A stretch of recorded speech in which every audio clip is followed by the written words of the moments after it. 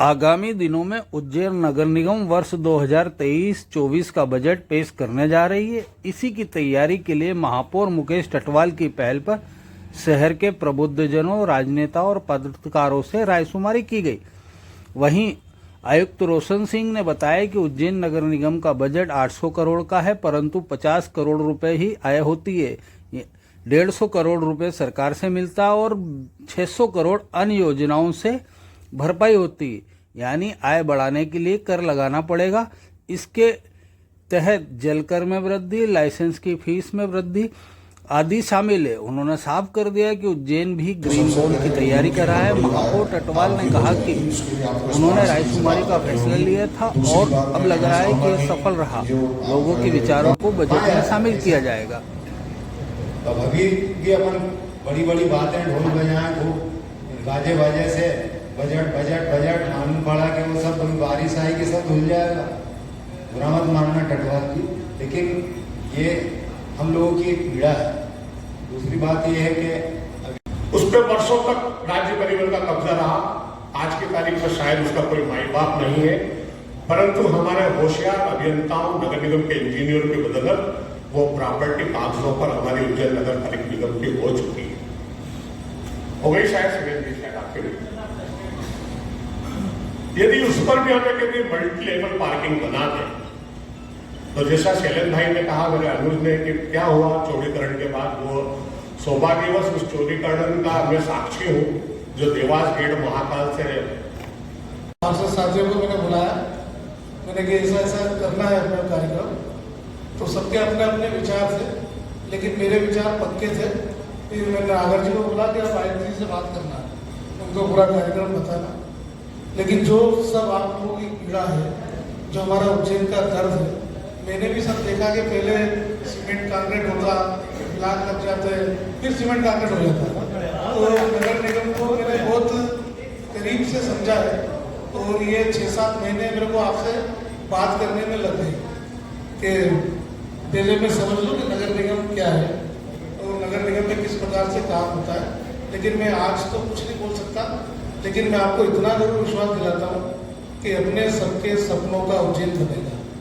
और जो प्रश्न जैसे कुलकी जी बता रहे हैं, अपन शिप्रा शुद्धिकरण में कई बार संपत्ति कर जितना उज्जैन में वसूलते हैं वो बहुत कम है, और संपत्ति उज्जैन नगर निगम के महापौर एवं आयुक्त महोदय द्वारा आज ये जो एक परिचर्चा का आयोजन किया गया था, जिसमें उन्होंने जनता से या जो प्रबुद्ध वर्ग हैं या जो जानकार लोग हैं उनसे रेवेन्यू के जनरेशन, मतलब उनकी आय बढ़ाने के स्रोतों के बारे में सुझाव मांगे थे।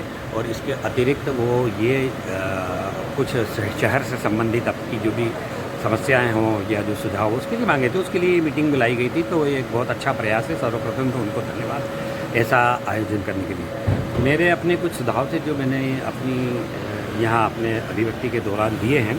एक तो पहला सुझाव मेरा ये था कि भाई आय बढ़ाने के लिए जो अपने नगर निगम के अधिकृत स्रोत हैं, सोर्सेज हैं, जैसे हाउस टैक्स है, जल कर है, स्वच्छता कर है, ये इनका क्या है कि बहुत लोअर साइड पे ले रहे हैं।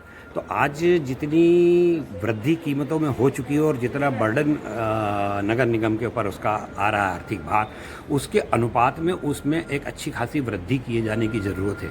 प्लस इसके अलावा कुछ नवीन सोर्सेज जो है उनको डेवलप करना चाहिए। उनमें से ये मैंने बताया है कि भाई एक तो ये जो कार लोगों ने पार्क करते अपने घरों के आगे, आप देखेंगे शहर में हर तरफ इस तरह से कॉलोनियों में भरपूर बड़ी बड़ी कारें लोग ले आते, रखने की जगह नहीं है, या घर में जगह भी है रखने की तो वो बाहर रखते हैं। तो ऐसे लोगों से अच्छा खासा टैक्स वसूला जा सकता है, उनसे वसूलना चाहिए।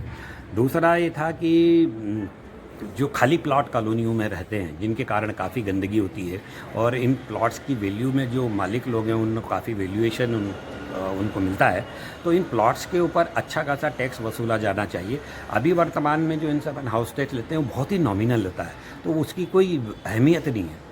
और उनकी जो मेंटेनेंस करने के लिए नगर निगम को इतना भारी खर्च करना पड़ता है साफ़ सफाई के लिए, और वहाँ जो गंदगी होती है उसको साफ सफाई, तो उसके अनुपात में वो टैक्स जो है काफ़ी बढ़ाया जाना चाहिए।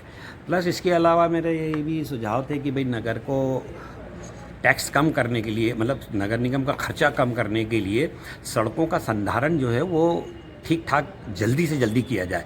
और जैसे बोलते हैं ना, अंग्रेज़ी में कहावत होती है कि ए स्टिच इन टाइम सेव्स 9, मतलब अगर समय पे कुछ छोटा काम कर लिया जाए तो बड़ी राशि खर्च नहीं करना पड़ती। तो जैसे क्या काम? जैसे सड़कों की बात कर ली जाए तो सड़क पे कहीं गड्ढा हुआ है तो आप उस गड्ढे को तुरंत भर दीजिए और इफेक्टिवली अच्छे तरीके से अच्छी क्वालिटी से भर दीजिए, तो आपको आने वाले कुछ सालों तक हो सकता है कि उस सड़क को बनाने के लिए फिर से पैसा न खर्च करना पड़े। अब फिर क्या होता है, वो गड्ढे ठीक नहीं करते हैं तो एक के बाद एक गड्ढे बढ़ते चले जाते हैं और फिर लेकर देकर के वो पूरी सड़क बनाने की बात आ जाती है। और इसके अलावा बाकी यहाँ नगर निगम द्वारा जो बजट पर आय बढ़ाने के लिए नगर निगम द्वारा जो ये परिचर्चा आयोजित की गई है, ये बहुत अच्छी पहल है। ये उज्जैन नगर निगम के महापौर द्वारा, इसमें मेरे द्वारा एक नया सुझाव दिया गया है कि महाकाल लोक विस्तारीकरण के बाद उज्जैन में जिस प्रकार से यहाँ पर होटल और मैरिज गार्डन और गेस्ट हाउस का बाढ़ आई हुई है, और आगे भी भविष्य में उज्जैन शहर के शहरी विकास के कारण, और यहाँ पर चूँकि ये महाकाल लोक का विस्तारीकरण हो रहा है, इसमें बहुत ही ज़्यादा यहाँ पर होटलें और मैरिज गार्डन निर्मित हो रहे हैं, तो इनसे भी ये शुल्क वसूला जाए जिससे आय में वृद्धि हो। दूसरा मेरे द्वारा एक सुझाव दिया गया है कि जिस प्रकार से उज्जैन शहर के अंदर यहाँ पर कई प्रकार से जो अवैध निर्माण होते हैं, और अवैध निर्माण होने के बाद हमारे पूरे अधिकारी नगर निगम के देखते रहते हैं कि अवैध निर्माण हो रहा है, उसके पश्चात फिर उसके ऊपर समझौता शुल्क लगाकर और उसका निराकरण किया जाता है। तो पहले तो ये कि अवैध निर्माण अनुज्ञा के अनुसार होना चाहिए, और इसके अतिरिक्त अगर कहीं होते हैं तो 10 गुना ज़्यादा उनसे टैक्स वसूला जाए, जिससे कि अवैध निर्माण भी रुकेंगे और नगर निगम की आय भी होगी। इस सभा कक्ष में उपस्थित सभी प्रबुद्धजनों का मैं स्वागत करता हूं, और माननीय महापौर जी की जो अनुभव पहल है निगम की तरफ से, आई थिंक ये सभी को अच्छा लग रहा होगा कि हम अपने सुझाव दे पा रहे हैं। काफ़ी सुझाव हमने सुने, सभी यहाँ पे डॉक्टर्स एंड बार के भी मेंबर्स हैं, सीएस भी काफ़ी हैं, तो बेसिकली आपके जो आइडियाज़ हैं हमारे लिए काफ़ी महत्वपूर्ण होंगे। मैं छोटा सा आंकड़ा आप लोगों के सामने रखना चाह रहा हूँ, जिससे कि हमें पता चलेगा कि हम किस दिशा में बढ़ना चाह रहे हैं। नगर निगम की जो बजट है वो लगभग 800। अन्य योजनाएं जैसे भारत सरकार में जो योजनाओं के माध्यम से अमृत के सीवरेज प्रोजेक्ट हुआ या फिर वाटर डिस्ट्रीब्यूशन का हुआ, या कुछ इस तरह के जो मेजर प्रोजेक्ट्स हैं, उनके माध्यम से हमें सालाना 600 करोड़ रुपए, वो मात्र कितना है 50 करोड़। तो आप लोगों के जो सुझाव थे उसमें से काफ़ी इसी दिशा में, उसकी वजह से हर दिन यहाँ पे औसतन 1 लाख लोग आ रहे हैं, और त्यौहार के समय मार्च हो जाता है, तो आप लोगों ने देखा कितना बड़ा चैलेंज हो जाता है। तो जो हमारे खर्चे हैं वो खर्चे अन्य शहरों से जो पर कैपिटा जो खर्चा आता है वो काफ़ी ज़्यादा है, बिकॉज हमारे पास जो हमारी जनसंख्या है वो 2015 लाख तक घंटों में चली जाती है, और जैसे ही ये इजाफा होता है हमारे रिसोर्सेज पर बहुत लोग आ जाते हैं। अभी कल मैं शांति समिति की बैठक में था, इस तरह के कई जो फोरम्स होते हैं वहाँ पे नगर निगम से अपेक्षा की जाती है कि कोई त्यौहार आ रहा है तो वहाँ पे पेयजल की अच्छी व्यवस्था हो जाए। तो निश्चित रूप से हमें जो शासन के ग्रांट्स हैं, भारत सरकार के जो ग्रांट्स हैं वो अपनी जगह है, हमें नगर निगम को आत्मनिर्भर बनाने की दिशा में बढ़ना ही पड़ेगा।